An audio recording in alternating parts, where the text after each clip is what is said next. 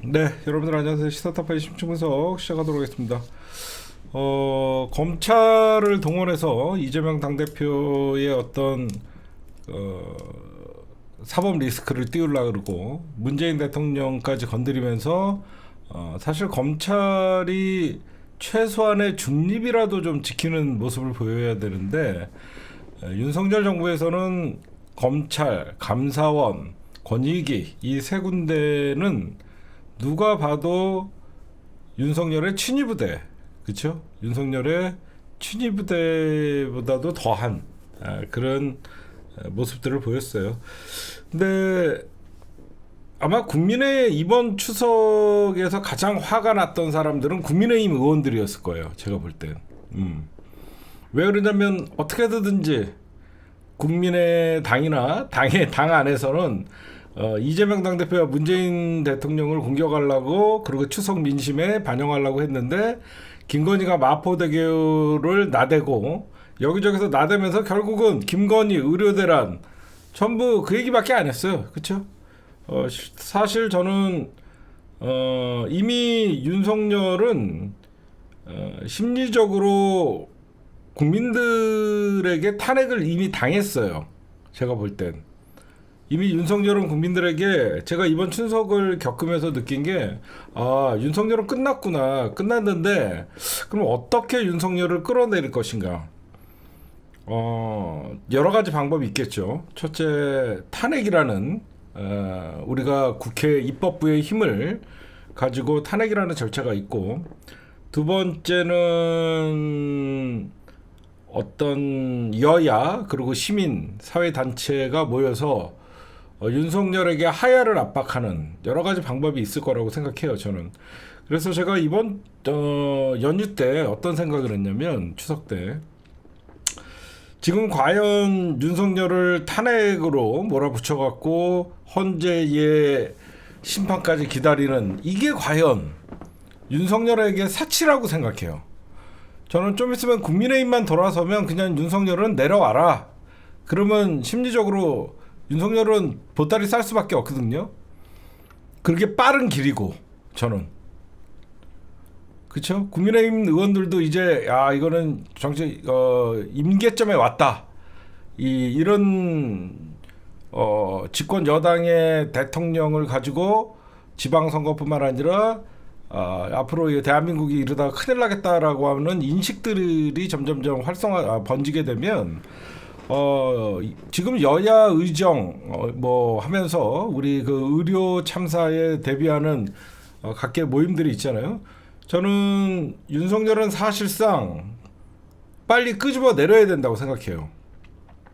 그러니까 여야가 모이고 시민, 사회, 종교까지 전부 뭉쳐서 지금 대한민국의 미래를 위해서 저는 그런 여러 가지 방법을 강구해야 된다고 생각해요. 여러 가지 방법. 지금 그런 순간까지 왔다. 라고 여러분들에게 좀 말씀드리고, 오늘 추석 때 누가 봐도 이제 화두는 김건희였어요. 김건희 때문에 많은 사람들은 분노. 지금 거의 김건희는 아니에요. 여기저기서 김건희가 총선 개입했다 뭐 이런 얘기들도 나오고, 저는 이번에 추석 밤상에 김건희의 셀프로 본인을 올린 거라고 생각해요. 저는 이르지 않고서야 검찰의 노력, 검찰이 아마 가장 허탈했을 거예요. 문재인 대통령과 문다희 씨까지 조사를 하면서 여론의 질책을 받으면서 문재인 대통령의 전 정권을 수사를 했더니 갑자기 김건희가 마포대교 나대면서 검찰이 가장 어이가 없었을 것 같아요. 제가 보면 추석에 어떻게든지 이 정권을 지켜보려고 했는데 김건희가 셀프로 저는 올릴 거라고 생각해요. 오죽하면 TV조선 앵커가 추석 직전에 이런 얘기를 합니다. 아프지 말자라는 추석 덕담이 유행이다.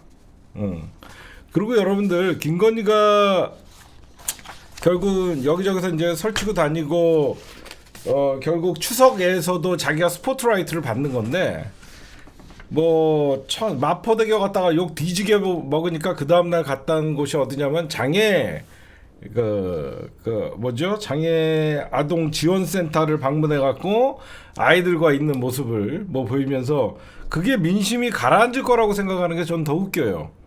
응? 그냥 추석에 쇼만 하고 앉아 있어요. 응? 저는 여러분들 생각해 보세요.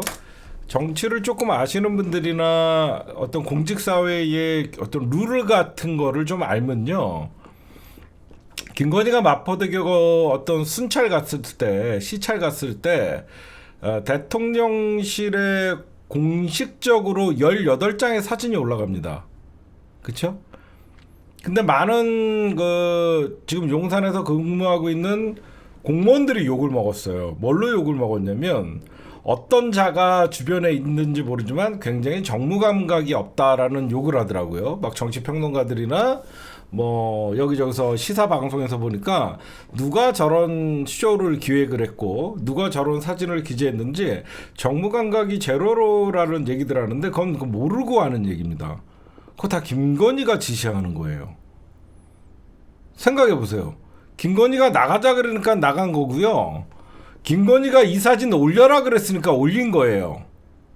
그쵸? 김건희가 시키지 않고서야 18장의 사진이 올라갈 수가 없어요.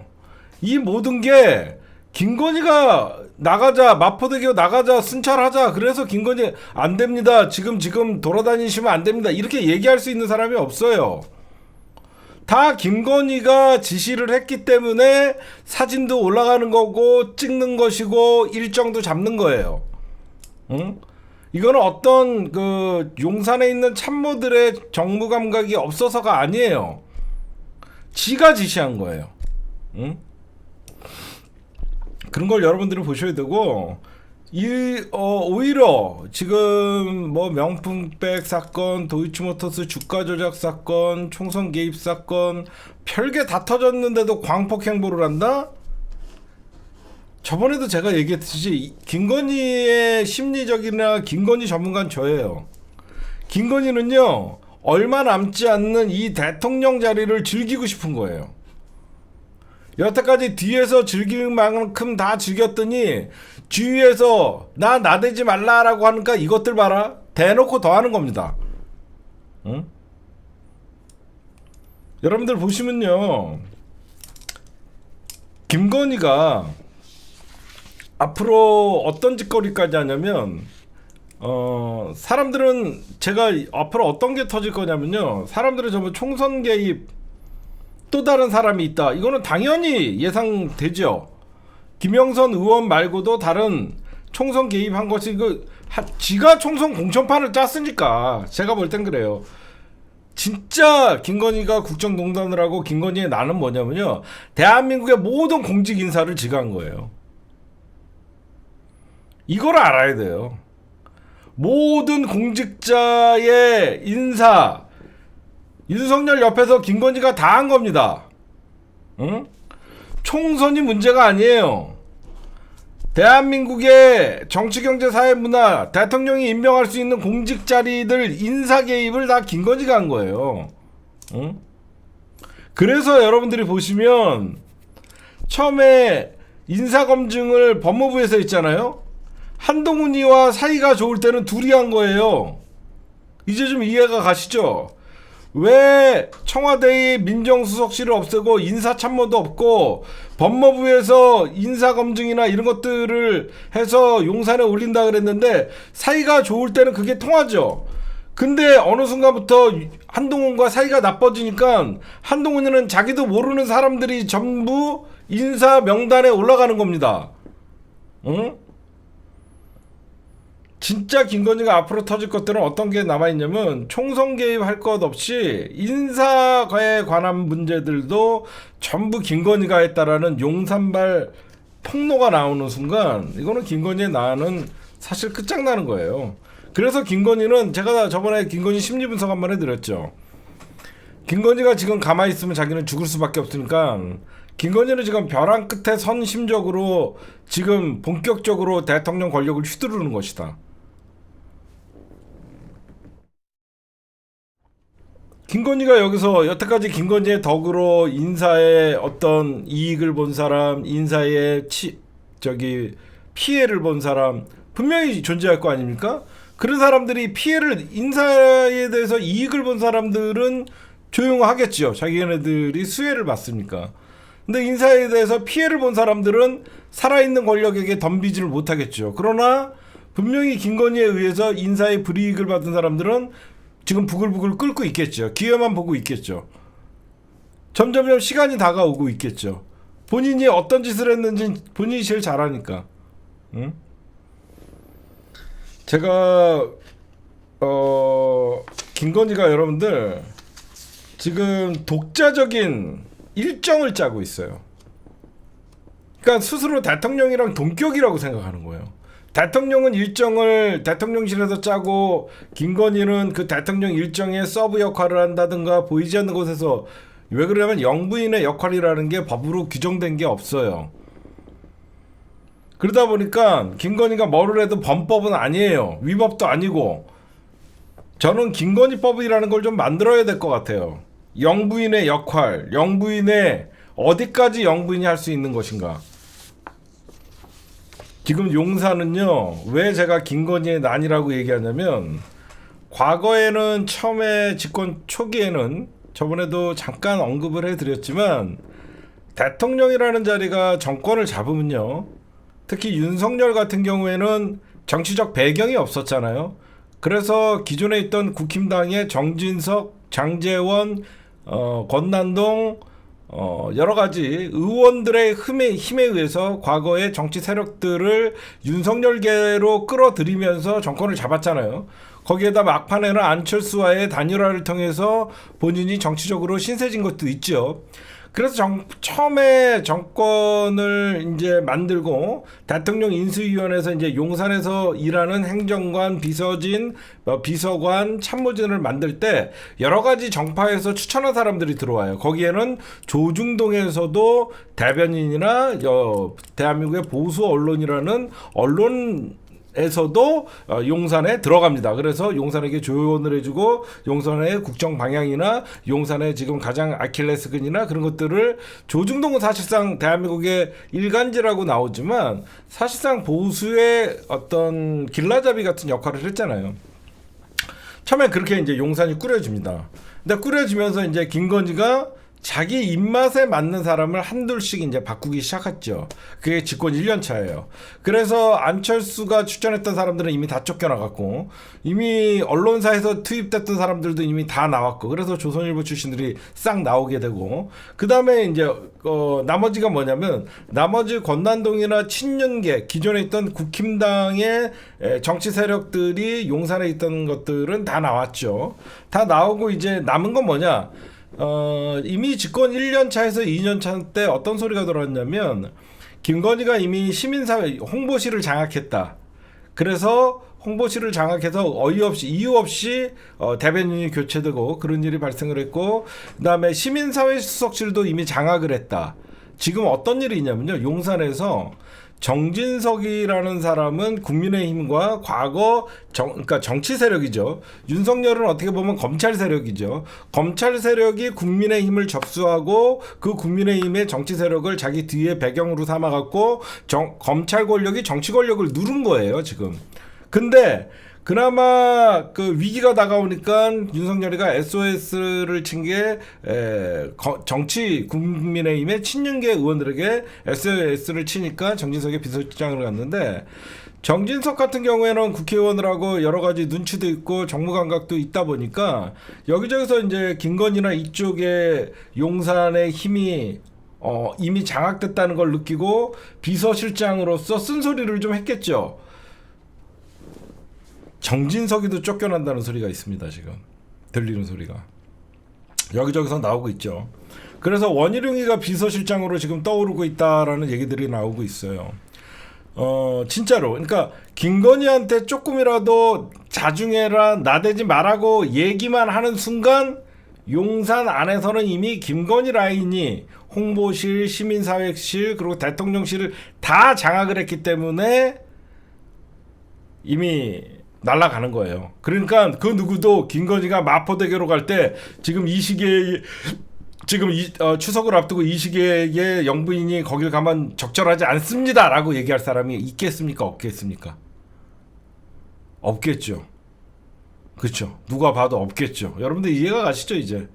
누가 봐도 김건희 라인이 김건희에게 잘 보여야만 행정관이 비서관 되고 비서관이 실장이 되는 이런 상황에서 누가 김건희한테 그러면 안 된다, 적절하지 않다, 누가 뭐라고 하겠습니까? 그러니까 오히려 주변에 김건희 라인이 점점점 홍보실을 넘어서 시민사회 수석실 그리고 윤석열과 함께 정책과 어떤 국정을 좌우하는 대통령실까지 이제 장악을 해버린 거죠. 그래서 지금 보세요. 제가 아까도 얘기했지만 대통령실에 공식적으로 올라가는 사진 18장은요. 대통령이 위주가 돼야 되는 거죠. 근데 과거에도 윤석열이가 해외 순방 갔다 오면 김건희가 거의 메인이 되고 윤석열은 뒤에 쳐져 있고 그거 다 홍보실을 김건희가 잡고 있기 때문에 여러분 생각해보세요. 김건희가 네가 이번에 나 사진 좀 잘 찍어줘 이렇게 얘기를 했어요. 그럼 걔는 윤석열에게 포커스를 맞추겠습니까? 김건희에게 포커스를 맞추겠습니까? 이 사람들은 이미 김건희 말만 들으면 윤석열은 신경 안 써도 된다는 걸 알고 있는 사람들이에요. 그쵸? 응? 윤석열을 꽉 잡고 있는 게 김건희이기 때문에 만약에 윤석열에게 내가 밑보여도 김건희가 걔가 얼마나 괜찮은 애인데 하면 끝나는 거예요. 그러니까 용산에서 누구에게 줄을 서려고 하겠어요? 다 김건희한테 줄을 서려고 하죠. 현재 지금 용산의 분위기는 그런 상황이에요. 그러니까 여러분들이 그런 걸 좀 보면 되고요. 그 다음에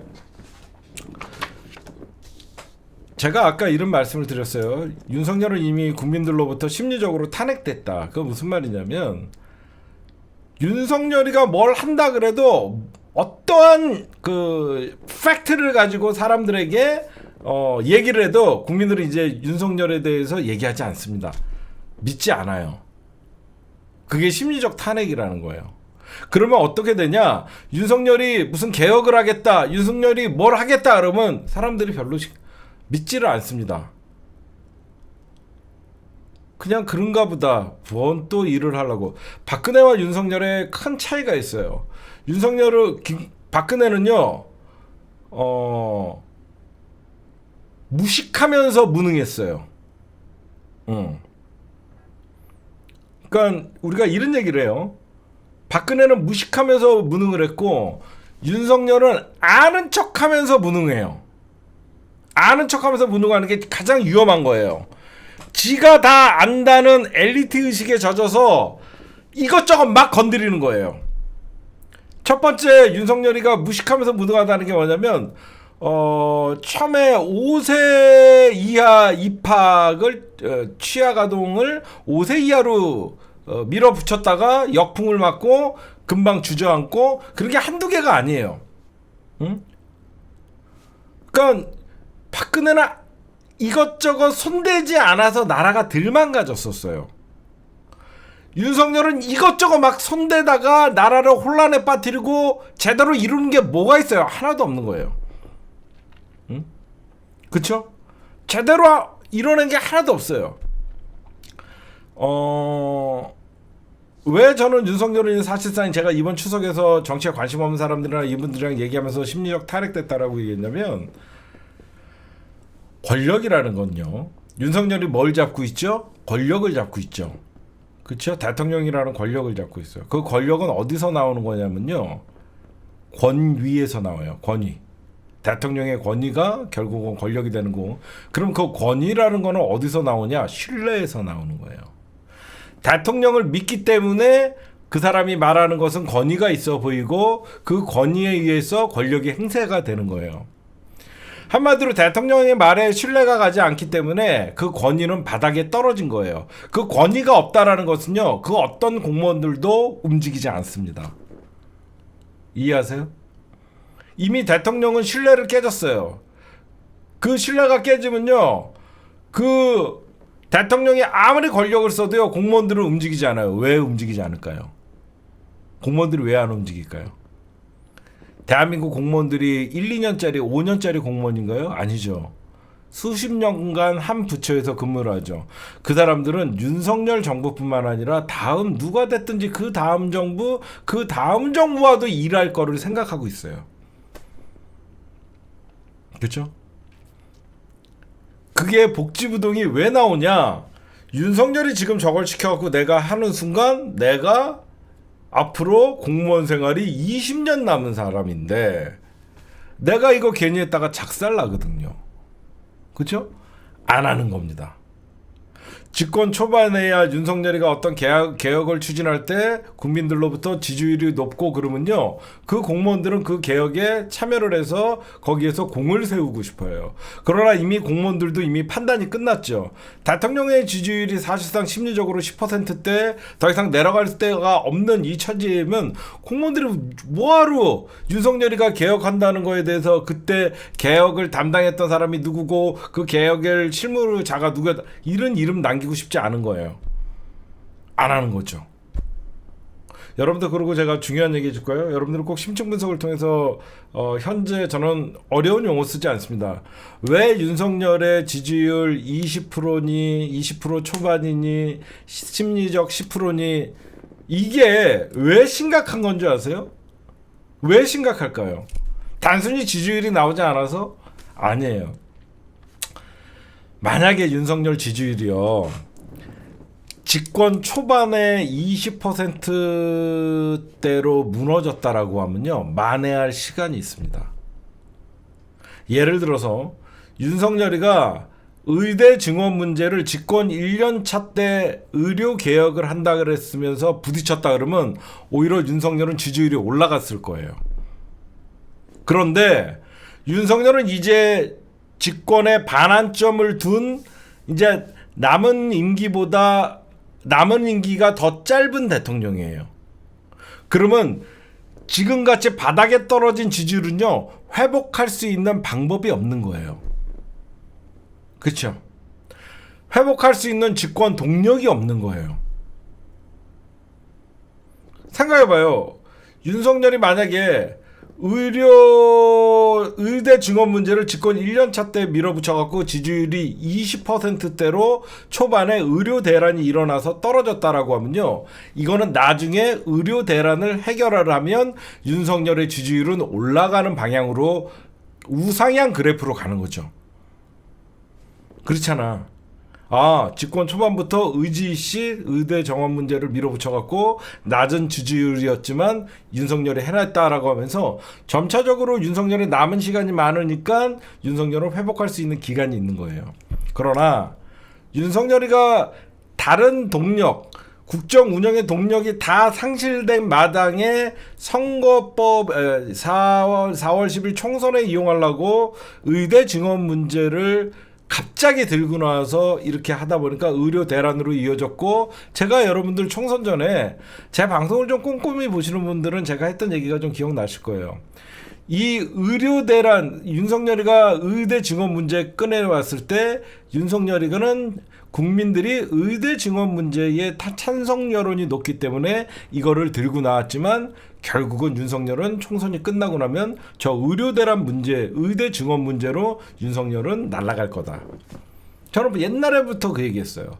이 의대 증원 문제는요, 제가 얘기했죠. 기득권과 기득권이 싸우는 문제고, 문재인 정부에서는 400명 늘린다고 했는데도 문재인 정부가 사실상 의사들에게 항복을 할 수밖에 없어서, 이거는 갑자기 꺼내든 문제는 이거 절대 해결 안 된다. 절대 해결 안 된다. 저거 총선 끝나면 저 의대 증원 문제는 오히려 윤석열에게 독이 될 것이다 라고 제가 말씀을 드린 적이 있어요. 그러니까 여러분들이 보시면 왜 윤석열 지지율이 지금만 20%가 아닌데 왜 이렇게 호들갑을 떠냐? 다 집권 1년 차에 20%, 2년 차에 20%, 3년 차에 20%는 다 다른 거예요. 윤석열 지금의 집권 3년 차에 들어와서 집권 이후 가장 최저치를 찍고 있는 이 지지율은요, 회복 불능이에요. 그렇죠? 왜? 윤석열이 뭘 한다고 해도 사람들이 이제 믿지 않습니다. 이제 윤석열은 사람들 머릿속에 쥐었고 빨리, 그러니까 정치에 가장 무관심한 사람들은 윤석열 잊고 빨리 임기가 지나서 새로운 대통령이 나왔으면 좋겠다는, 가장 이렇게 생각하는 사람들은 가장 정치 무관심층이에요. 정치 무관심층도 윤석열에 대한 기대를 접어버린 거예요. 지금 윤석열에 대한 기대를 완전 접어버린 거예요. 그래서 윤석열이가 무슨 얘기를 해도, 지금 윤석열이가요 최저 지지율이고 이런데도 얘는 현재의 뭐가 국민들이 원하고 뭐가, 그러니까 어떤 지점에서 화가 났는지를 모르는 거예요. 예를 들어서 우리가 동네에서도 친구들이랑 누구랑 싸울 거 아니에요. 와이프랑 뭐 신경전을 집에서 한다든가, 그럼 내가 우리 와이프가 왜 화났을까라는 생각을 해요. 그러면 여러 가지 짚히는 부분들이 있어요. 아침에 내가 뭐 일어나서 좀 짜증을 냈나? 아니면 오후에 내가 뭐 그런 건 있냐? 사람들은 그 찝찝한 게 뭐가 있죠. 와이프랑 내가 오늘 저녁 때 와이프가 괜히 퉁퉁거려요. 그러면 내가 뭐 잘못한 거 있나? 그런 사람들이 생각을 하는 게 있는데, 윤석열은 그런 생각을 못 해요. 왜 내가 지지율이 떨어지나? 그리고 왜 국민들은 나나 내 와이프에 대해서 분노하는가? 이걸 몰라요. 분노의 시점도 모르니까 결국은 내가 하는 계약이, 그러니까 총선 민심이라는 게 여러분들 알다시피 민주당을 선택을 했잖아요. 그러면 왜 민주당을 선택했고 왜 국힘당을 선택하지 않았나라는 어떤 반성 같은 게 있어야 되는데, 윤석열은 나의 국정 운영의 방향은 옳다. 내가 옳게 가고 있는데 국민들이 그거에 대해서 딴지를 거는 사람들은 반국가 세력이다. 이렇게 되는 거죠. 근데 그 옆에는 바로 모든 국정 운영을 제가 보면 김건희와 함께, 결국은 김건희 머릿속에서 나왔으니까 윤석열이는 누구의 탓도 못하는 거예요. 저는 그렇게 봐요. 그렇죠? 만약에 어떤 대통령 참모나 주변에서 이렇게 해라 저렇게 해라 했다가 지지율이 빠지면, 야 이 새끼야 네가 나한테 이렇게 했다가 네가 이게 어떻게 된 거야 라고 분명히 징계를 하거나 경질을 해야 되는데, 아무도 용산에서는 경질되지 않아요. 왜?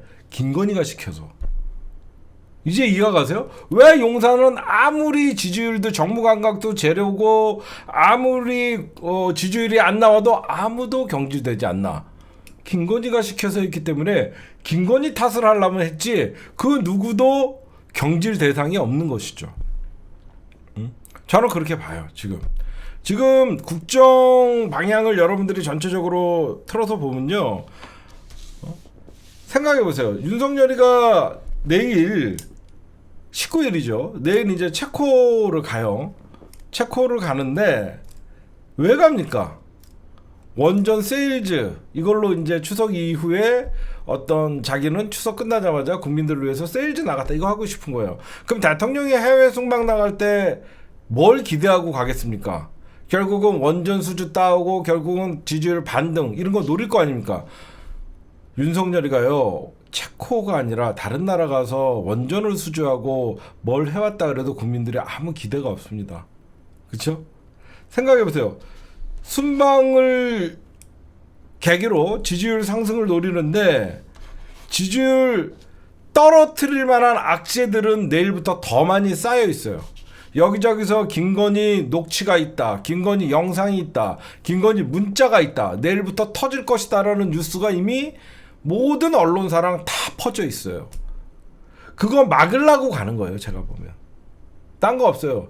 이 모든 계획도 다 김건희가 추석 이후에 미리, 물론 체코 방문은 그 전에 정해져 있었겠죠. 근데 여기저기서부터 가장 김건희가 껄끄러워하는 녹취나 그런 거는 김건희가 제일 잘 알겠죠. 저는 아무리 원전 가갖고 어떤 걸 따와도 사람들은 김건희 녹취 하나 터지거나 김건희 문자 하나 터져갖고 새로운 국면이 나오면 사람들은 쟤 왜 나갔냐가 돼요. 저는 여러분들이 그걸 꼭 아셔야 돼요. 왜 공무원들이 복지부동이냐? 공무원들은 이 정부에서만 일할 사람들이 아니기 때문에 절대 자기의 커리어에 절대 오점을 남기고 싶어 하지 않아요. 오점을 남기고 싶지 않아요. 그래서 지금 공무원들은 복지부동이 되는 것이고, 그 공무원들이 복지부동이 된다는 것은요, 국정 동력을 상실한 거예요. 그렇게 여러분들이 보시면 되고, 그 다음에 또 재밌는 얘기를 좀 해드리려고 했는데, 이준석이 얘기 좀 해줄게요. 이준석이가 여러분들 자기는 문자를 받다 그랬잖아요. 김영선 의원에게 보낸 문자를 받다 그랬죠. 근데 이준석이 딴 얘기하죠. 제가 봤더니 그거는 무슨 총선 개입 정도로 볼 거는 아니다라고 얘기하죠. 왜 그럴까요? 응? 왜 이준석이는 분명히 김영선과 김건희의 문자를 봤다고 하면서도 그거는 총선 개입 사항을, 물론 일부만 봤다고 얘기했어요, 본인이. 왜 총선 개입 상황이 아니라고 할까요? 왜 그러냐면요. 이준석이가 가장 존경하면서 국힘당에 들어왔던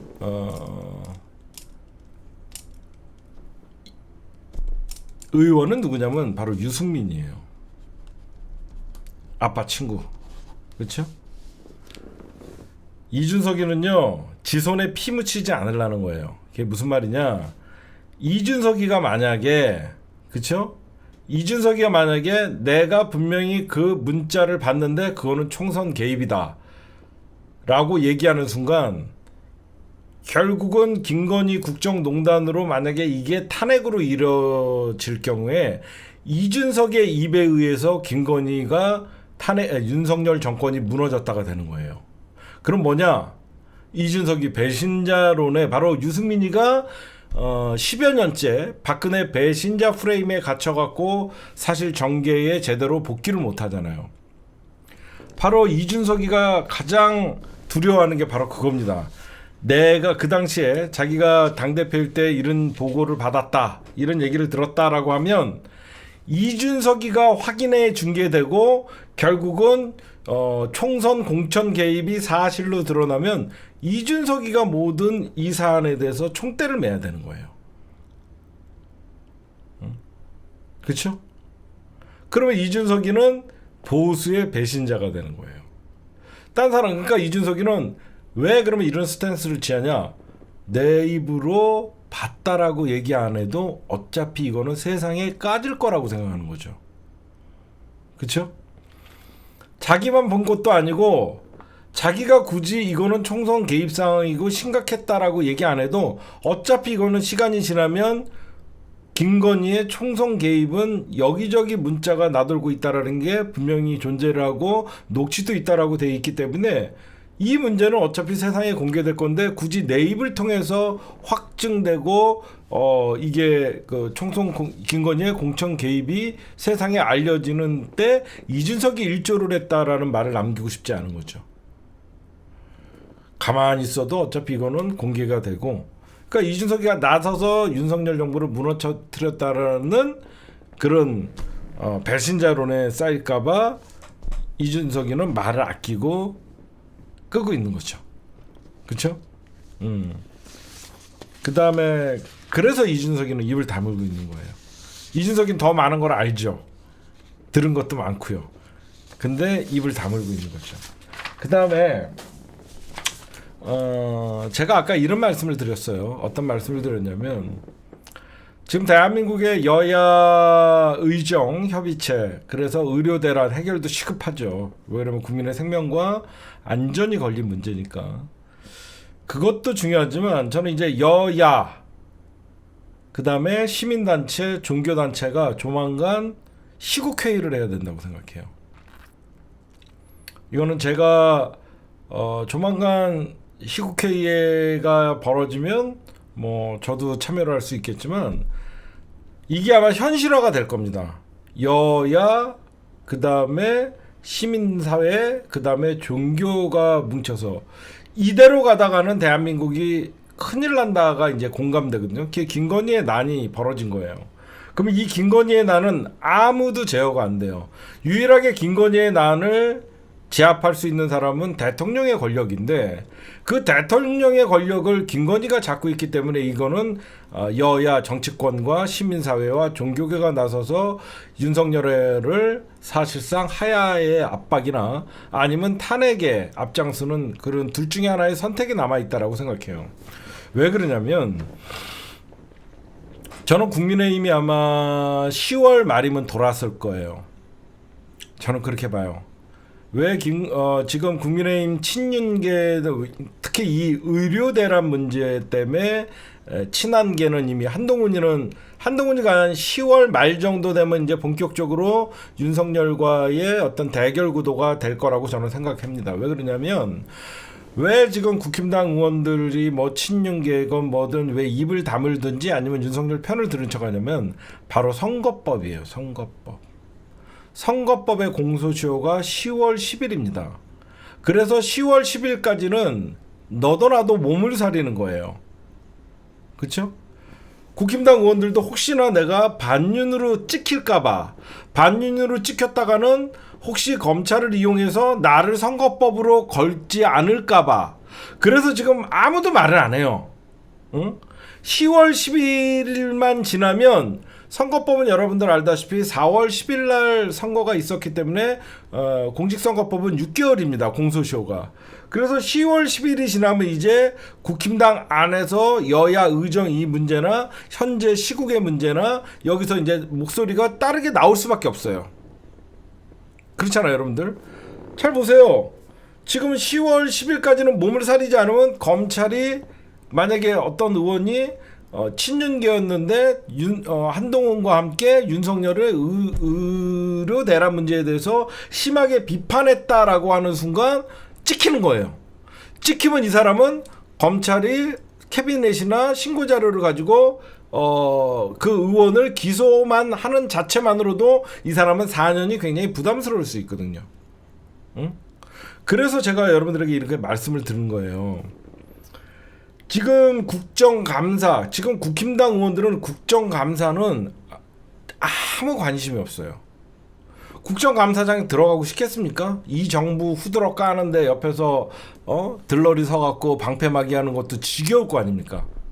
오히려 지금 국힘당 의원들은 이 국정감사보다는 의료 대란 문제가 빨리 해결돼서 지금 국힘당이 조금이라도 지지율이 좀 올라가든가 아니면 더 떨어지든가, 그래서 본인들도 자연스럽게 윤석열 정부를 같이 비판할 수 있는 그런 분위기가 이어질 것이라고 저는 생각을 하고, 왜 10월 10일까지 몸을 사릴 수밖에 없냐면 현재 검찰에서 기소를 하려고 생각하는 사람들이 국힘당은 5명 미만이고 나머지는 야권이에요. 야당 의원들이 한 15명이 되는데, 물론 의석수가 그 민주당이 훨씬 어떤 야당이 더 많기 때문에 기소 검찰이 선거법 위반으로 걸 수 있는 사람들도 더 많겠죠. 다만 변수가 있는 것이죠. 검찰이 꼭 찍어갖고, 예를 들어 김건희에게 찍히거나 윤석열에게 찍혀갖고 저 사람도 기소해, 누군가가 고소한 내용이 있을 거 아니야? 라고 하면 그 사람은 사실상 국회의원 검찰이 기소하는 순간 재판을 받아야 되고 100만 원 이상의 어떤 벌금형이 확정되면 국회의원 배지를 반납을 할 수밖에, 물론 항소심도 있고 뭐 대법원 최종 판결까지는 한 3년 이상은 걸리니까 갈 수는 있겠지만 지금 의원들 사이에서는 선거법 공소시효가 한 달 남았죠. 10월 10일이기 때문에 의원직 날아갈까봐 오히려 국힘당 안에서는 입을 조심하고 있다라는 소리가 팽배하고, 10월 10일 공직선거법 위반 어떤 공소시효가 끝난 다음에 이 의료 대란 문제가 사실상 국힘당에서 화두가 될 것이고, 한동훈이는 그때까지 기다리고 있는 거예요. 한동훈이가 여야 의정 협의체를 만든다 동분서주하면서 계속 트라이를 하고 있는데 잘 안 되고 있잖아요. 그러면 한동훈이가 윤석열을 들이받아야 되잖아요. 지금 친윤계건 비윤계건 그거 할 때냐? 지금 국민의 생명과 목숨이 달리는데 대통령도 이런 당의 목소리를 들어줘야 된다라고 말을 할 때도 됐는데 안 하죠. 왜 안 할까요? 10월 10일만 기다리고 있는 거예요. 왜 그러냐면 지금 현재 한동훈도 검찰 라인에서 잘렸잖아요. 중앙지검장 이창수, 검찰총장 심우정. 이제는 한동훈도 검찰 라인에서 자기가 알아볼 거나 정보를 얻을 수가 없죠. 그렇죠. 누가 봐도.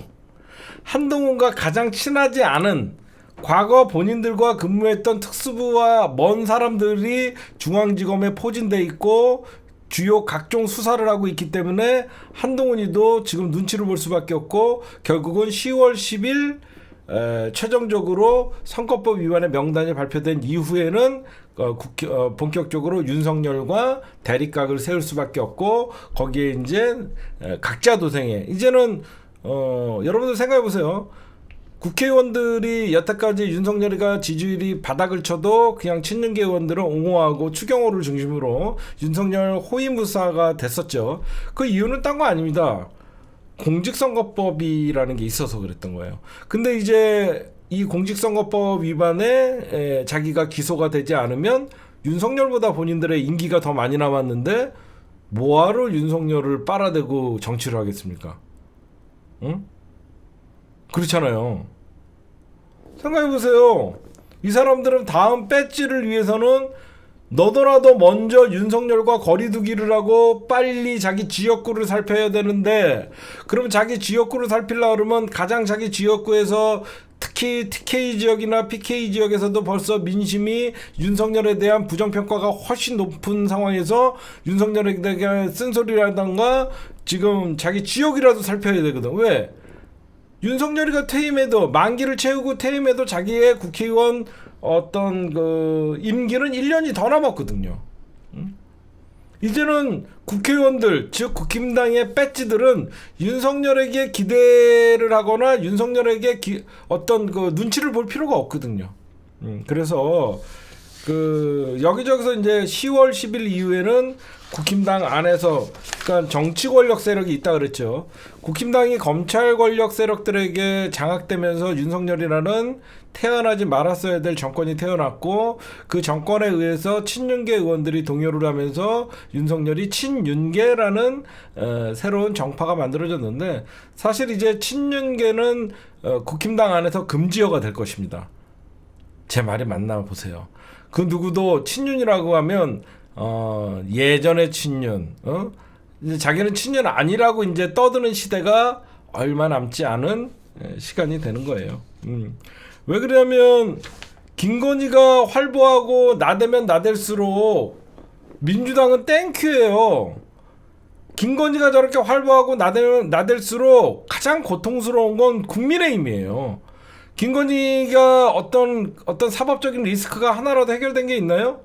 감사원에서 그러니까 국민권익위에서 이상 없다, 검찰에서 이상 없다라고 하면 사람들은 디올백을 받아도 김건희는 아무 이상이 없는 사람이라고 생각할까요? 이미 국민들의 판단은 끝났어요. 그쵸? 검찰이 아무리 면죄부를 주고 불기소 처분을 해도 이미 국민들의 판단은 무슨 먼 놈의 대통령 부인이 디올백이나 처받고 앉아있고 이미 국민적 판단은 유죄예요. 그런데 검찰이나 권익위에서 아무리 무죄를 선고해봤자 이거는 심리적으로는 끝난 거예요. 거기에 이제 도이치모터스 주가 조작 사건 어떻게 될 것 같습니까? 이미 김건희보다도 더 덜한 어떤 쩐주라는 손모씨 손씨가 왜 자꾸 손모씨로 나오는 줄 아세요? 그것도 알려줄게요. 요번에 도이치모터스 주가 조작 사건에 있어서 쩐주 손모씨가 검찰이 공소장 변경을 통해서 그 이창수가 취임할 때 이게 참 웃겨요. 이 공소장 변경 신청을 누가 해줬냐면 이창수가 해줬어요. 이게 재밌는 거 얘기해 줄게요. 처음에 도이치모터스 주가 조작 사건을 수사하던 검사들이 정말 수사를 열심히 했어요. 정말 수사를 열심히 했는데 이 손모 씨가 이 공소장에서 어떤 뭐죠? 빠져 있으니까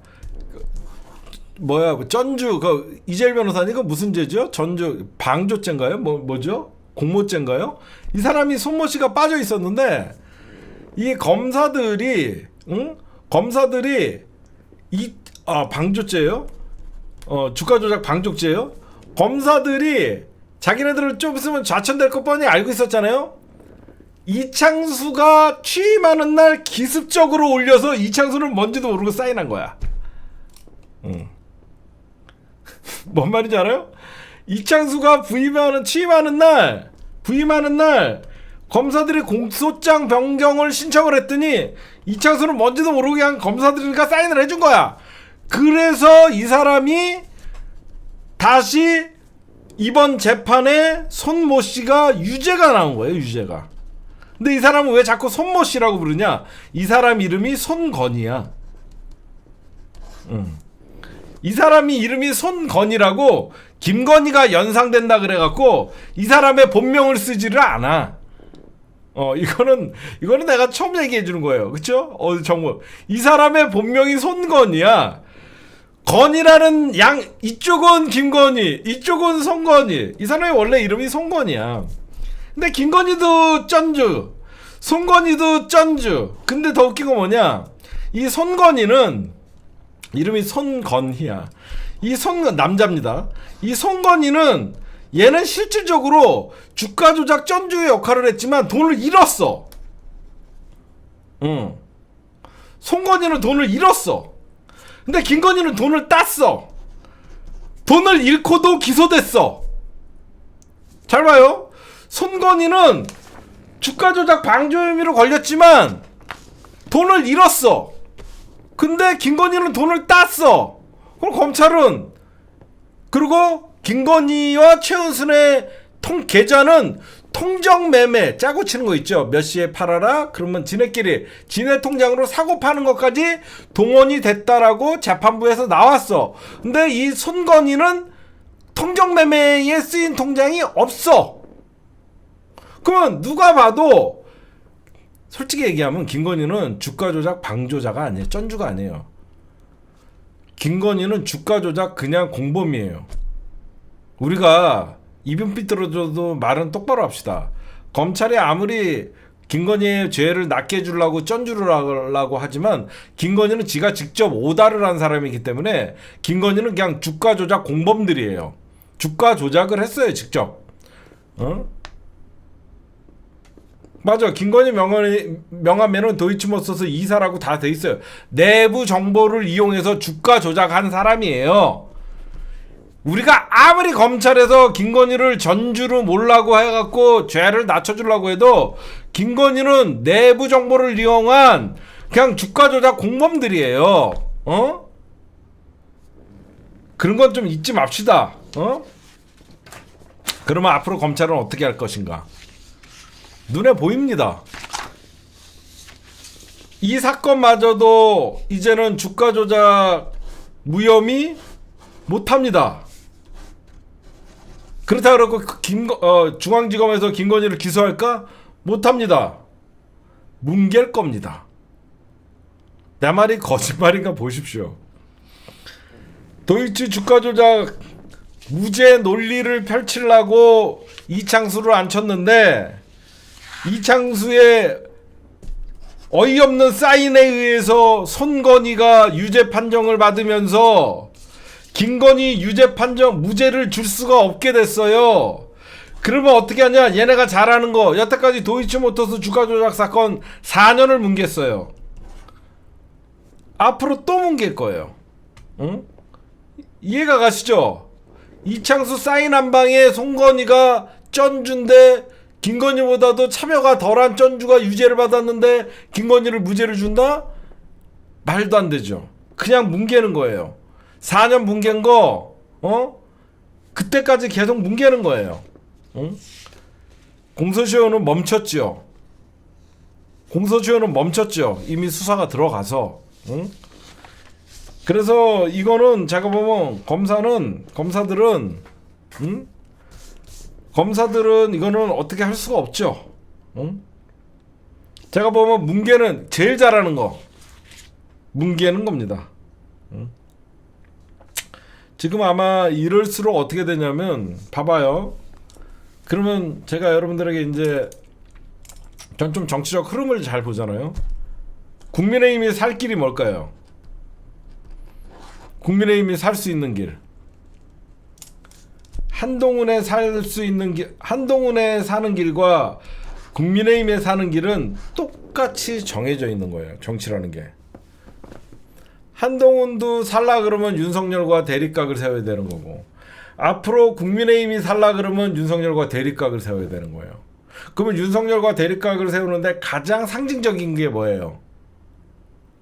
김건희 특검 찬성과 최혜병 특검 찬성이 되는 거예요. 한마디로 국민의힘이 언제 돌아서냐, 그게 가장 두려운 거예요. 그래서 김건희가 나대는 거예요. 나 아직 힘 있다, 나댔다가 니네 가만 안 둔다. 그래서 불안한 마음에 저렇게 돌아다니는 겁니다. 이제 김건희 사건에 대해서는 총선, 거기에 도이치모터스, 디올백, 인사, 별게 다 있잖아요. 국민의힘에 상징적으로 윤석열과 앞으로 여러 가지가 있겠죠. 첫째, 탈당하라. 대통령 탈당하라라는 소리가 나올 수 있는 것이고, 두 번째, 여러 가지 특검법에 있어서 김건희 의혹은 더 이상 국힘당 안에서 덮고 갈 수 있는 문제가 아니다라고 얘기가 나오는 순간 완전한 윤석열 정부와 김건희, 왜 그러냐면 국힘당은 2026년에 지방선거를 치러야 돼요. 2026년에 국힘당은 지방선거를 치르면 사실상 내년부터는 지방선거 체제예요. 지방선거라는 게 여러분들 우스운 게 아니에요. 총선보다 더 많은 자리가 있는 거예요. 여러분들은 맨날 18개의 지자체장, 광역단체장, 뭐 시도지사 뭐 이런 것만 알고 있는데 아니에요. 작게는 구의원, 시의원, 도의원 수천 명의 자리가 걸려 있는 거예요. 그러면 이 사람들은 김건희를 재물 삼아서 특검을 이용해서 윤석열 정부를 오히려, 여러분들 기억 안 나세요? 국힘당 의원들이 박근혜 탄핵 때 바른미래당으로 쪼개지면서 바른미래당 의원들도 박근혜 국정농단 사건에 대해서 심하게 했잖아요. 저는 이렇게 생각을 해요. 조만간 한동훈이가 대표죠. 그러면 윤석열 탈당을 국힘당 친한계 의원들이 요구를 하면 윤석열은 탈당을 할지 고민을 할 거 아닙니까? 그러면 윤석열이가 탈당을 만약에 하든가 안 하든가 친윤계 의원들이 윤석열을 따라갈까요? 절대 안 따라가죠. 저는 조만간 국힘당의 당명이 바뀔 거라고 생각합니다. 이 정당명으로는 절대 지방선거 치르지 않아요. 제가 저 정당을 한두 번 봤습니까? 쟤네들은 국민의힘은 윤석열의 때가 묻어 있기 때문에 절대 이거 갖고 선거 치르지 않습니다. 당연히 다른 정당의 이름으로 하면서 윤석열과 차별화 전략을 쓸 거예요. 응? 당연히 바꾸죠. 이 이름 갖고 여러분 같으면 선거하겠어요? 국힘당 하면 윤석열. 안 하죠. 절대 안 하죠. 한동훈이가 저는 언제 받을까 이거를 좀 예의주시하고 있어요. 한동훈이가 이런 얘기를 해요. 이대로 가면 모두가 지게 될 것이다.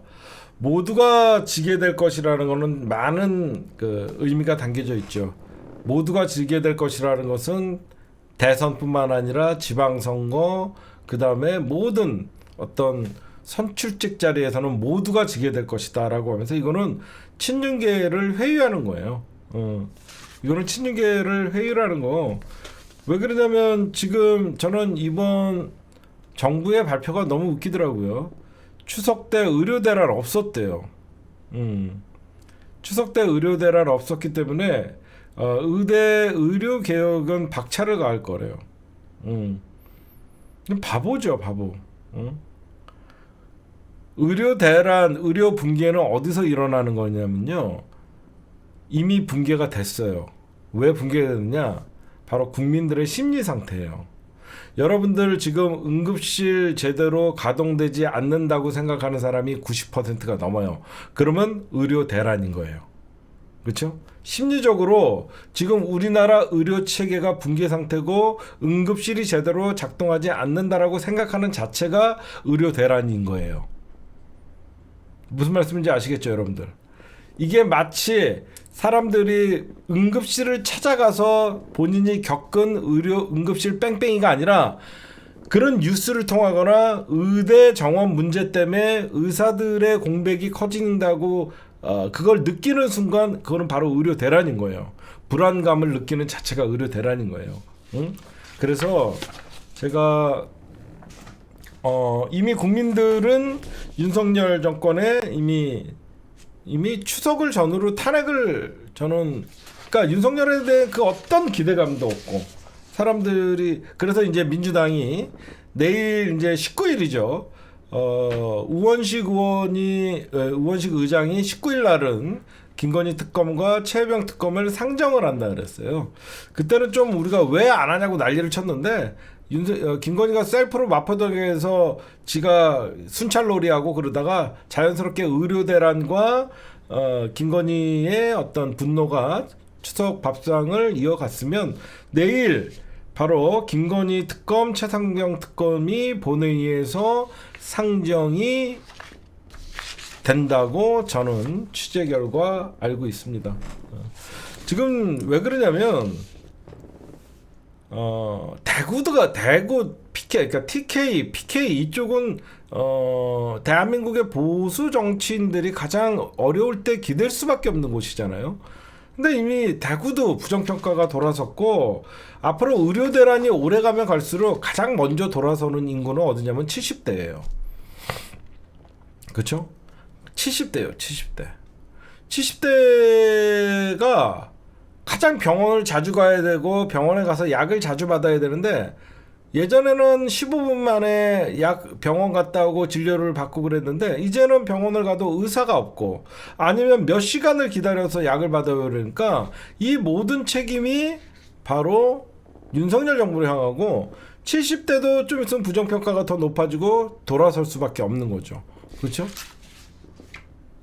안 아파서 그래요. 이제 주변에서 아파보면 70대에서 지지율이 급락하고 있다라는 여러분들 이따가 제 말이 의심스러우시면요 윤석열 70대 지지율 급락 쳐보시면요 과거에 윤석열을 70대 이상의 지지자들이 한 60% 가까이 지지했었는데 지금 거의 한 15% 그러니까 윤석열 지지율이 한 40%대로 뚝 떨어졌어요. 그거 보시면요 아마 지금 제가 나중에 이 의대 정원 문제 이거는 의료 대란 결국 윤석열의 탄핵의 씨앗이 될 것이다. 왜냐면 의료 대란 문제는 진보와 보수의 정치적인 싸움이 아니라 모든 국민이 불편을 겪는 일이기 때문에 그 누구로부터도 지지를 받을 수 없는 사안이에요. 70대 보수층도 뒤집어지는 지금 상황이라서 그러니까 이념적으로 아무리 그러니까 윤석열은 자기 지지층들을 결집시키기 위해서 반국가다 세력, 뭐 공산주의 전체 세력 이런 개소리들을 여태까지 꾸준히 해왔지만 사람들은 먹고 사는 문제가 가장 중요하잖아요, 그렇죠? 내 가족들이 안전하고 내 가족들이 국가에 의해서 병원 진료를 잘 못 받아서 생명의 위협을 느낀다 그러면 누구를 원망하겠습니까? 당연히 국가를 원망하죠. 저는 윤석열 지지율은 조만간 10%대가 나올 수밖에 없어요. 왜냐면 김건희가 계속 더 나댈 수밖에 없습니다. 제 말이 거짓말인가 보세요. 김건희가 지지율이 떨어지면 좀 모습을 드러내지 않을까? 아닙니다.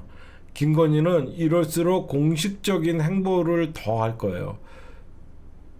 본인이 대통령이니까. 왜 저는 김건희에 대해서 그렇게 생각하냐면요.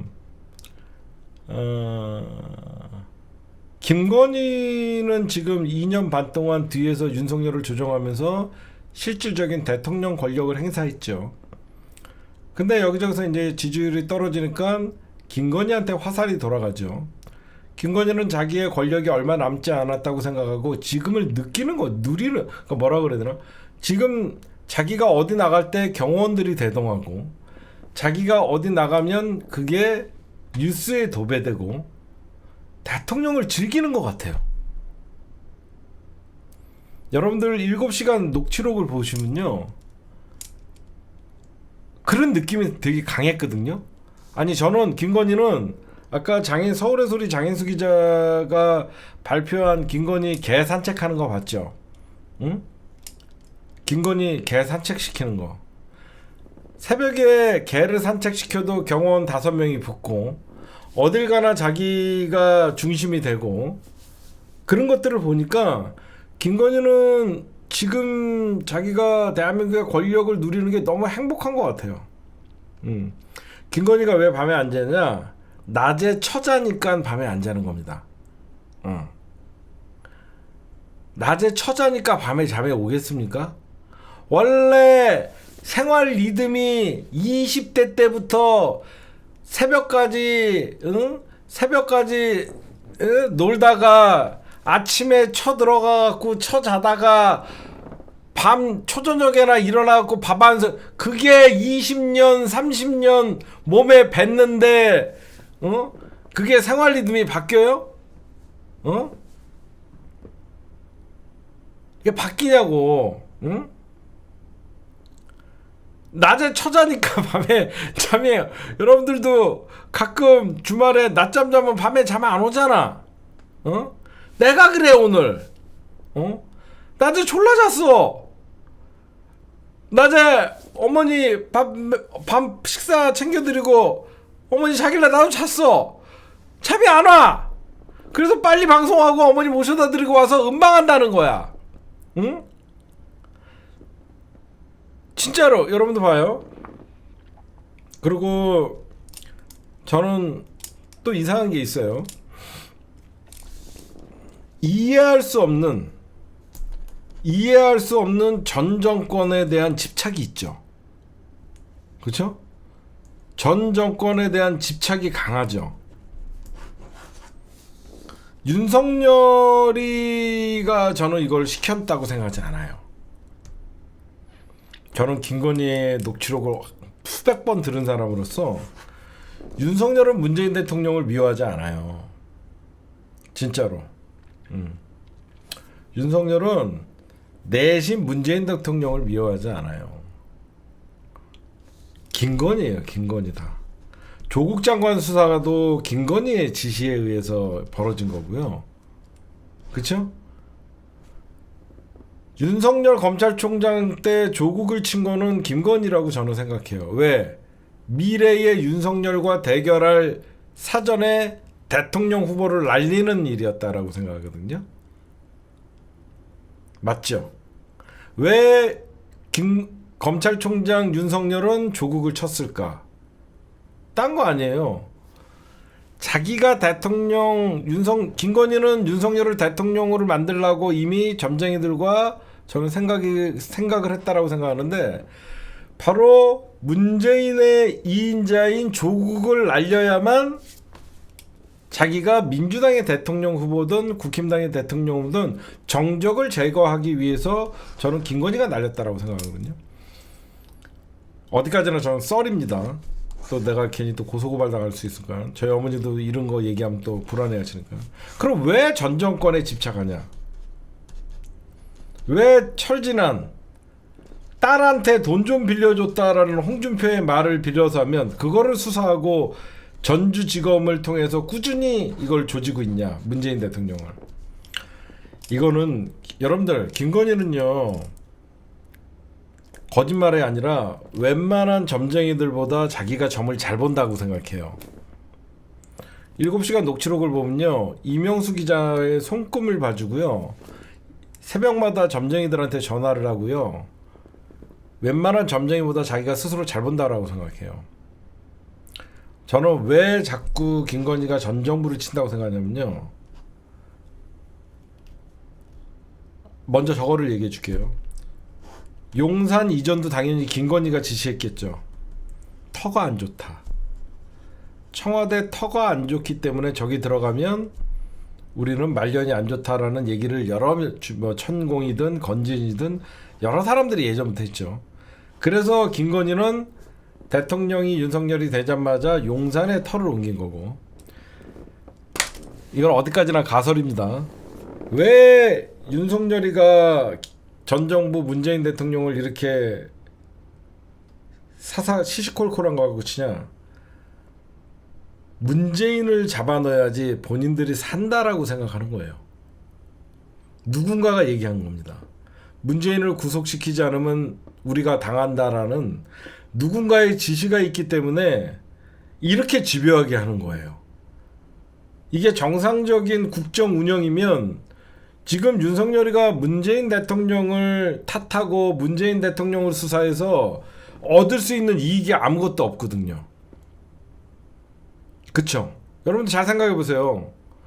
집권하자마자 문재인 정부를 친 게 아니라 요즘 뭐 꾸준히 수사는 했지만 자기가 위기에 처하니까 문재인 대통령을 피의자로 전환을 하고 조만간 문다혜 씨를 소환한다는 것은 누군가가 자신들 대신 희생을 해야만 본인들이 사주팔자가 핀다는 얘기를 들은 것 같아요. 제가 보면.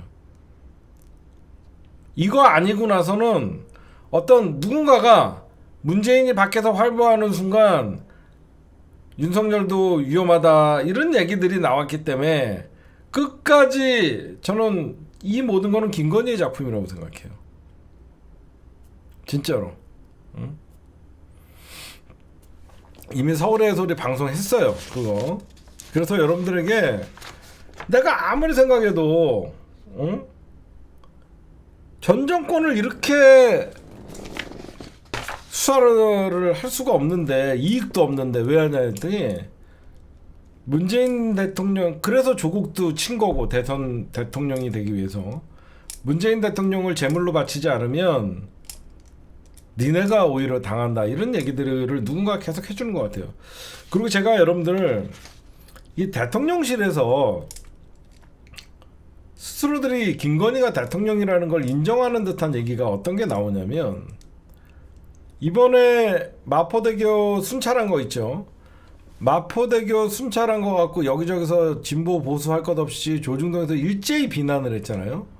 일제히 비난을 하니까 대통령실에서 여러분들 뭐라고 발표했냐면 진정성을 봐달래. 무슨 이게 뭐지? 여기저기서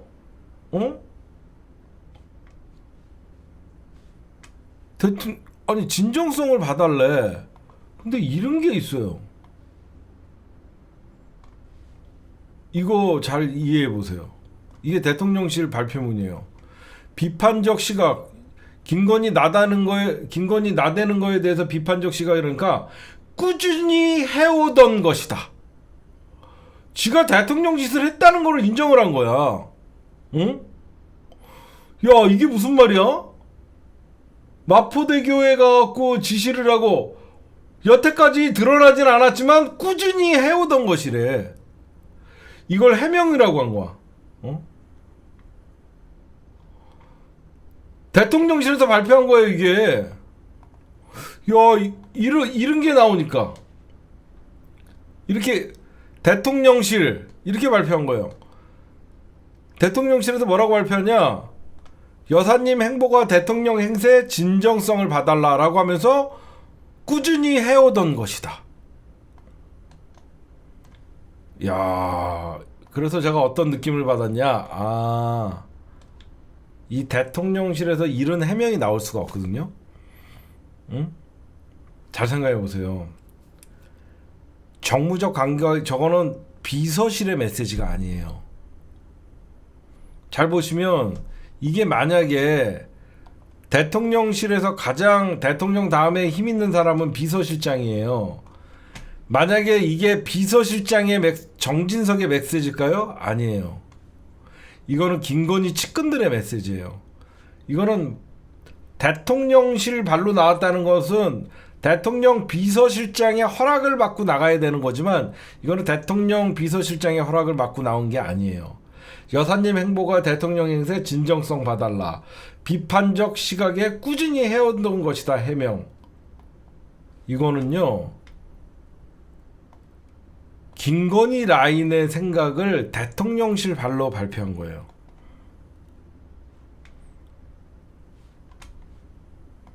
절대 대통령실은 저런 메시지를 내지 않습니다. 그리고 우리에겐 반가운 소리죠.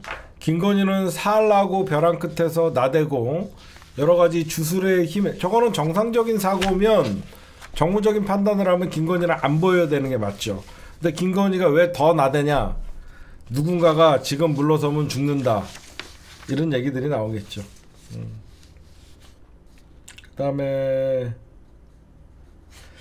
이제 검찰총장 심우정이가 이제 임기가 시작됐습니다. 심우정이가 임기가 시작됐는데 과연 김건희의 문제를 어떻게 해결할 것이고 디올백 사건을 어떻게 마무리 지을 것이고 여러 가지 선거법 수사, 그리고 이재명 당대표의 10월 달에 공직선거법 위반과 뭐 변호사법 위반인가요? 뭐 하여튼 두 가지의 지금 선고들이 남아있기 때문에 그걸 어떻게 처리할 것인지 그거를 좀 저희가 봐야 될 것 같아요.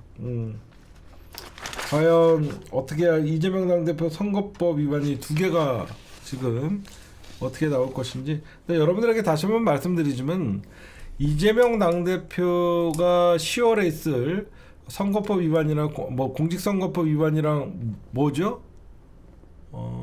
위증 강요죄인가요? 뭐 두 개 있던데. 그게 둘 중에 하나가 유죄가 나와도 아무 상관없습니다.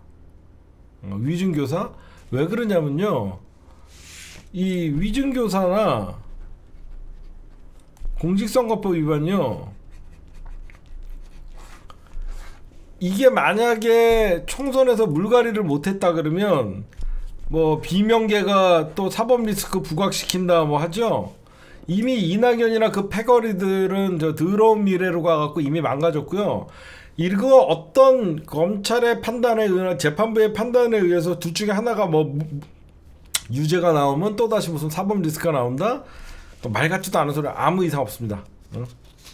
이거는 이재명 당대표가 그래서 이제 항소심, 그 다음에 대법원까지 확정되는 시간은 대선 전에는 판결이 나오지는 않아요.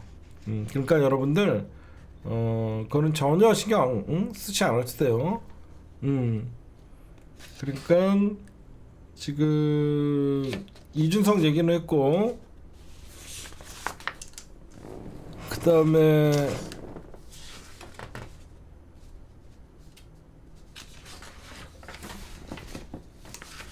지금 여러 가지들, 관저 공사 감사원 주의로 끝냈다. 이거 봤죠? 관저 공사 불법 의문투성인데 감사원에서 주의. 아유. 그다음에 이제 민주당 얘기 좀 해드릴게요. 민주당에는요,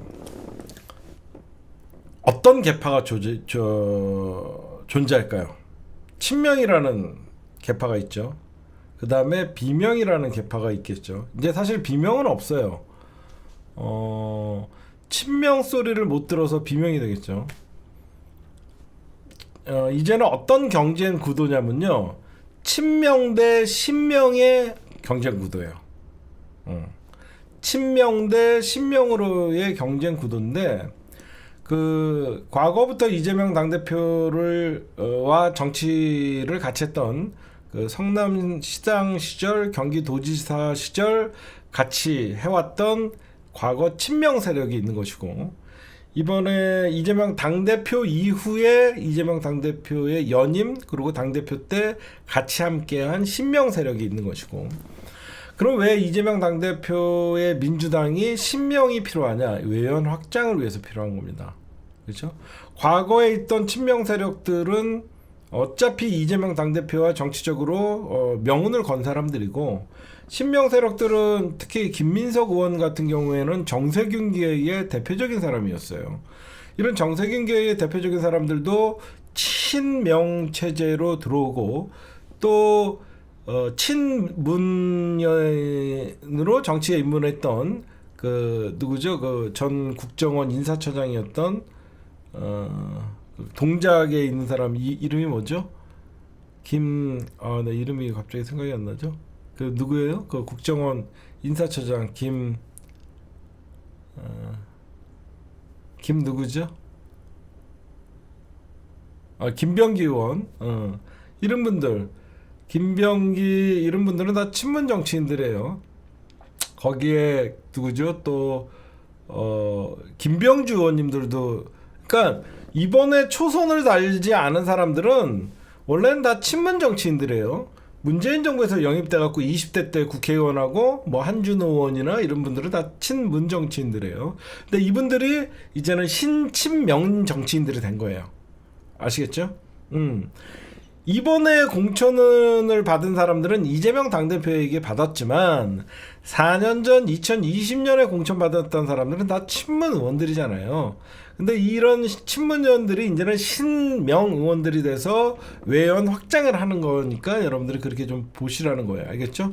당연히 4년 전에는 친문 정치인들이 공천을 받았고, 그런 친문 정치인들이 이제 2024년 이재명 당대표와 함께 재연임을 하면서 이제 신명 정치인들이 되는 것이죠. 제가 예전에 이런 말씀을 한번 드렸죠. 이번 전당대회가 끝나면 이재명 당대표는 급속하게 우클릭을 할 것이다. 다들 기억하시죠? 이재명 당대표는 급속하게 우클릭을 할 수밖에 없다. 진짜 그렇게 하시죠? 응?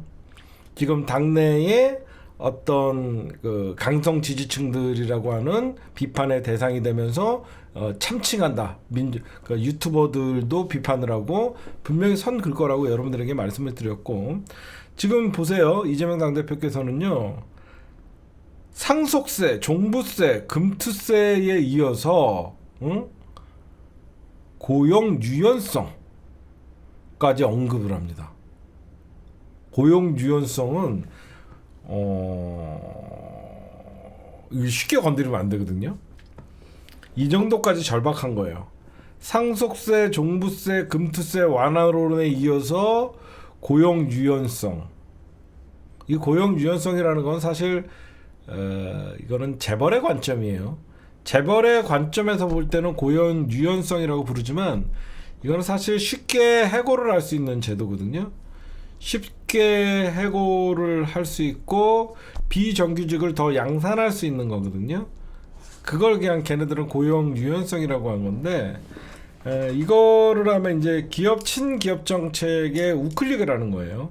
그래서 이재명 당대표님은 이건 집권 전략입니다. 제가 저번에도 말씀드렸지만 진보도 진화해야 돼요. 언제까지 과거의 낡은 진보의 정치적 이념 갖고 정권을 뺏길 수는 없습니다.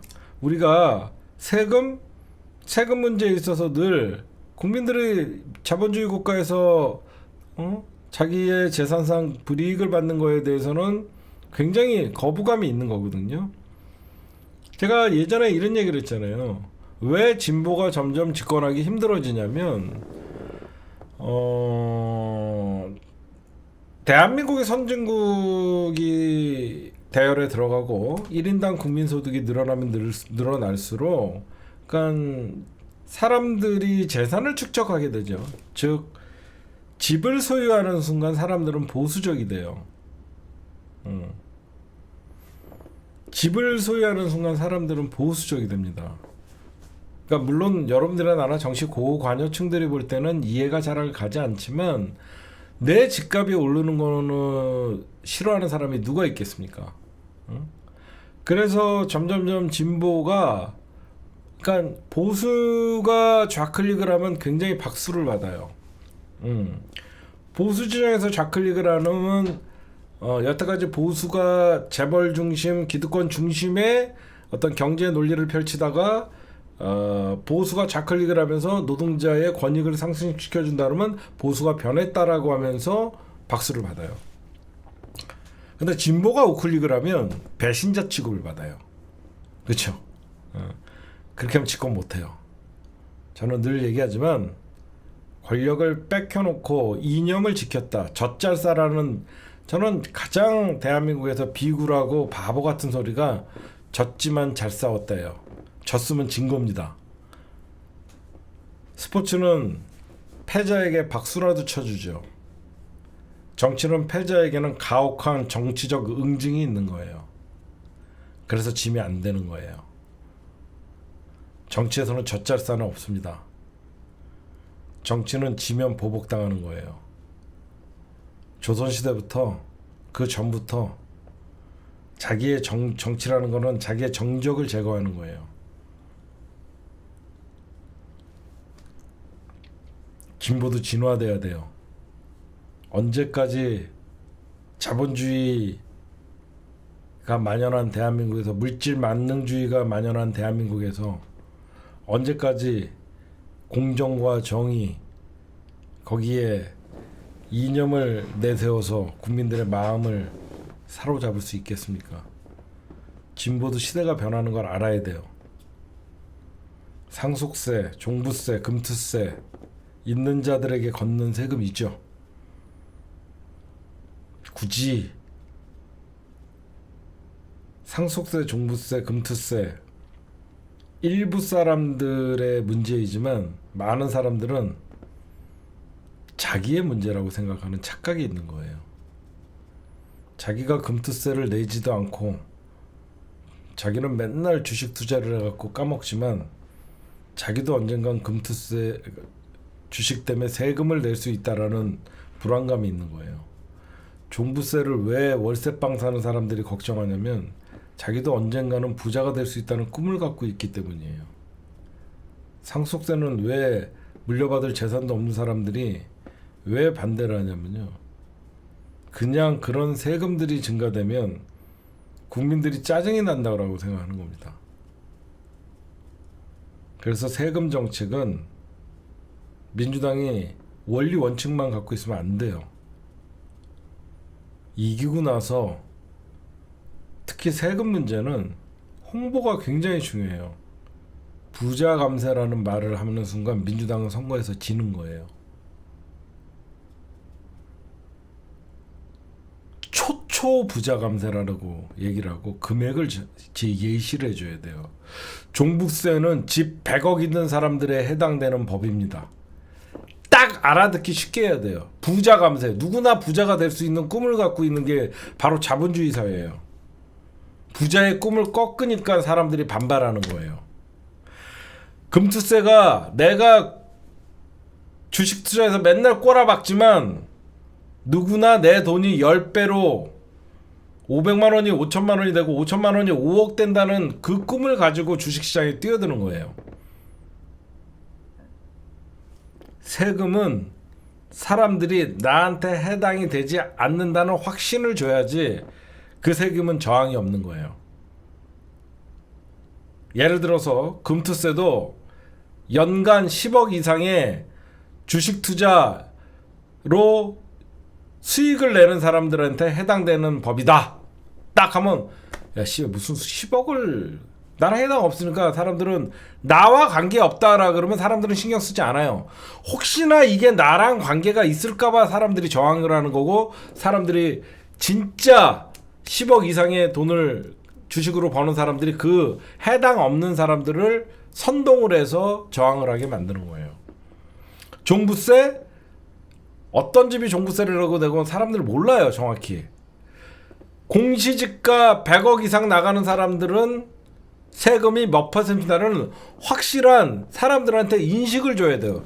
그러면 많은 사람들이 내 집이 100억이 나가는지 안 나가는지는 다 안단 말이에요. 그럼 나랑 해당 없다라고 생각하면 종부세에 대한 저항이 없는 거예요. 응? 그 다음에 상속세.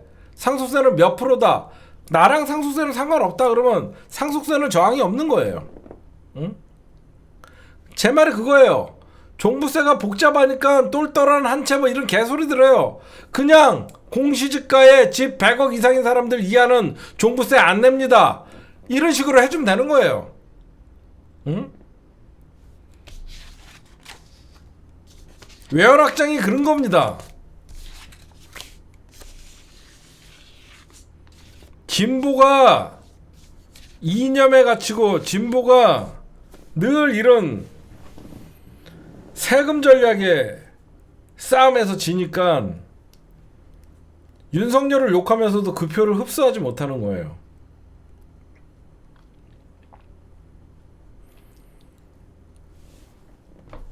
진보가 유연해져야 돼요. 경직돼 있어요. 정치는 어느 진영이 더 유연하냐에 따라서 그 진영이 권력을 잡는 거예요. 왜 사람들이 민주당이 정권 잡으면 세금 많이 걷는다는 고정관념이 박혀버려 있잖아요. 유연성이 없어서 그런 거예요. 메시지가 확실히 전달되지 않아서 그런 거예요. 진보가 권력을 잡으면 진보 경제학자라고 하는 사람들이 그 정부를 망하게 하는 겁니다. 경제는 때로는 우클릭, 때로는 좌클릭. 경제가 맨날 좋아질 수는 없잖아요. 철학이 있으면 되는 거예요. 철학이. 철학이. 조세정이 왜 맨날 민주당이 권력을 뺏기면서도 민주당이 권력을 뺏겨놓고도 세금 문제에 대해서는 민주당이 욕을 먹어요. 경직된 진보가 바로 권력을 뺏기는 가장 나쁜 겁니다.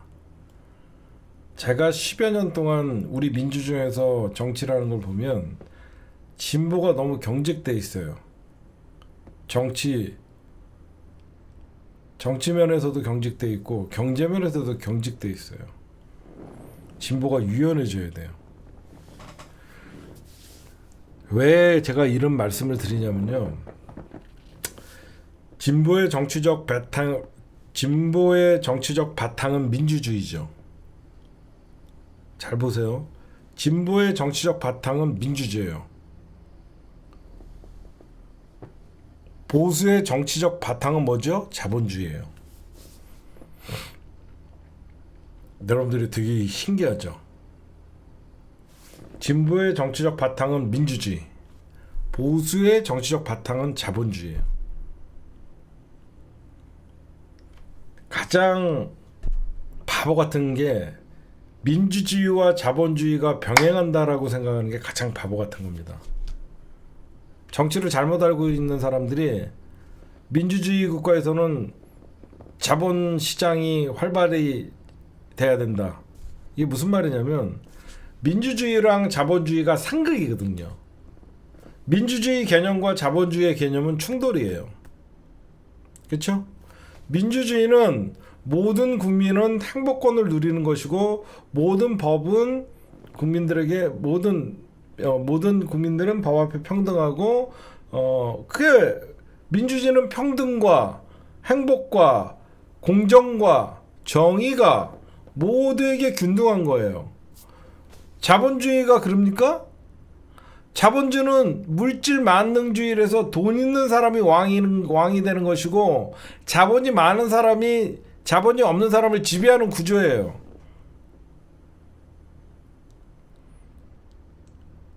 저 수구 보수 세력들이 가장 무식한 게 민주주의가 자본주의가 동일선상에 있다라고 생각하는 거예요. 그렇죠? 민주주의 니꼴 자본주의라고 생각하는 거죠. 바보들이에요, 바보. 민주주의의 반대는 그래서 전체주의, 사회주의가 되는 거예요. 자본주의의 반대가 바로 공산주의인 거예요. 그렇죠? 보수의 바탕이 그래서 자본주의인 거예요. 그래서 자꾸 민주당을 공격할 때 공산주의로 공격하는 겁니다. 알겠죠? 그러니까 여러분들이 왜 자꾸 저 새끼들이 맨날 왜 민주당을 공산주의 전체 세력 왜 이렇게 얘기하는 여러분들 이제 이해가 가시죠? 왜 윤석열 입에서 공산주의 전체 세력 뭐 이런 얘기가 나오는지 이해가 가시죠?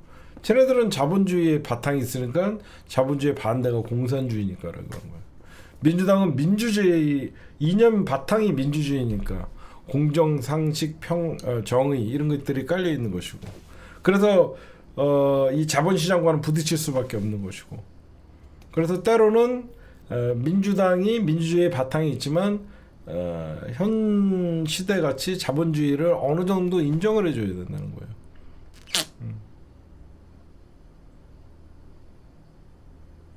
소득이 있는 곳에는 세금을 내는 건 당연하죠. 국가의 의무죠. 왜 저런 말이 왜 우리나라에서는 당연한 얘기지만 안 통하냐면, 다른 나라는 예전부터 소득이 있는 곳에서 세금을 내는 거는 조세 평등의 법칙에 따라서 딴 데도 다 그렇게 했어요. 우리나라는 그렇게 못했어요. 정경유착이 되면서 소득이 있는 곳에 세금을 면해줬었어요. 정치 권력과 경제 권력이 붙은 순간 오히려 경제 권력이 정치 권력과 손을 잡고 세금을 감면받고 그게 정치적으로 흘러갔죠. 조세의 문제에 대해서 평등하지 공정하지 않았기 때문에, 조세 정책에 대해서 공정하지 않았던 과거의 역사가 있기 때문에 저 말이 우리나라에선 통하지가 않는 거예요. 소득이 있으면 세금 내는 건 당연하다고 생각하는 국민들이 많지가 않아요. 어떤 놈 세금을 내고 어떤 없는 놈만 세금 죽어라고 낸다라는 게 일반적인 시각이라는 거예요. 그쵸? 그렇게 못했거든. 미국은 FBI나 CIA보다 가장 무서워하는 게 미국의 국세청이에요. 응? 국세청은 죽을 때까지 따라가니까. 그러니까 우리나라 같은 경우에는 있는 놈은 덜 내고 오히려 유리지갑이라고 하면서 없는 놈들이 더 낸다. 조세 형평성이 무너져 있기 때문에 그게 먹히지가 않는 거예요. 왜 우리를 더 걷어? 이게 벌써부터 국민들이 스스로들이 나보다 돈 더 많은 사람, 그러니까 부자에 대한 존경심이 왜 없냐? 미국 같은 나라나 어떤 여러 가지 어떤 재벌들이 내가 세금을 더 내겠다 그러면서 미국에게 세금을 기부하죠. 응? 나 이번에 더 많이 벌었는데 이거밖에 세금을 안 걷어? 더 내겠다라고 하면서 어떤 미국의 어떤 그런 뉴스들을 가끔 나옵니다.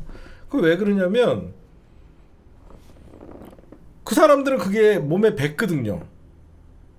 당연히 세금이 있는 곳에, 소득이 있는 곳에 세금이 증세된다는 건 기업가들이 당연시하고 있는 거지만, 우리나라 기업가들은 세금을 내지 않기 위해서 정치권에게 차라리 세금 100억 낼 바에 정치인 10억 물려주면 90억 남는 장사라고 하면서 여태까지 있는 놈들이 세금을 삥땅 치면서 부를 축적을 하고 그런 기업들이 성장을 해서 지금의 대기업이 된 거거든요. 그래서 외국은 부자들이 존경받아요. 근데 우리나라에서 부자가 존경받나요? 제가 이랬잖아요. 대한민국이 진정한 투명한 사회, 민주주의 국가가 되려면 부자가 존경받는 사회가 돼야 된다. 그런데 대한민국의 부자들은 어떤 애? 저렇게 부자다라고 하면 뭔가 빽이 있겠지. 아니면 부정한 일을 하겠지. 불법적인 일을 하겠지. 뭔가 그런 시각으로 보다 보니까 뭐 세금 탈루했겠지. 그러니까 외국은 부자가, 우리나라가 여러분들 만약에 그런 조세 정의가 잘 잡혀있는 나라라고 생각하면 부자들이 존경받겠죠. 나는 월 의료보험을 내가 능력이 없어서 월 의료보험을 내가 10만 원밖에 못 내. 저 사람들은 좋은 차 타고 좋은 집에서 살고 저 사람들은 한 달에 의료보험료를 아마 200만 원 이상 낼 거야. 그러나 저 사람들, 나는 10만 원의 의료보험료를 내면서 나는 병원에 한 달에 그 이상의 혜택을 받는 것들은 다 나보다 더 많이 번 사람들이 의료보험비를 더 많이 냈기 때문에 내가 그에 해당되는 이득을 보는 거야 라고 하면 부자가 자연스럽게 존경받는 사회가 되죠. 근데 당연히 그게 안 되는 거죠. 우리는 없는 사람을 더 뜯어간다고 생각하잖아요. 벌써 대한민국의 조세 정책에 대해서 조세 정의가 국민들이 인정하지 않는 거예요. 저는 그렇게 생각해요. 그래서 이재명 당대표의 어떤 정치적인 우클릭? 늘 얘기하지만요. 권력을 잡고 나서 고칠 거 있으면 고치세요. 잡지도 못하고 항상 입으로만 정의를 외치고 공정을 외치고 다 필요 없습니다. 정말 대한민국을 바꾸고 싶다면 권력을 자꾸 바꿔야 된다는 게 이재명 당대표의 우클릭이에요. 거기에 나는 박수를 쳐주는 거고. 그쵸? 권력 뺏기고 나서 나는 끝까지 소신을 지켰다. 제일 바보 같은 소리입니다. 그거는 지지자들의 가슴에 피멍을 들게 하는 거예요. 저는 그런 무조건 정치는 이겨야 돼요. 정치는 진영 대 진영과 진영의 전면전이기 때문에 무조건 이겨야 돼요. 제가 오늘 준비한 심층 분석은 여기까지. 녹화는 여기까지만 할게요.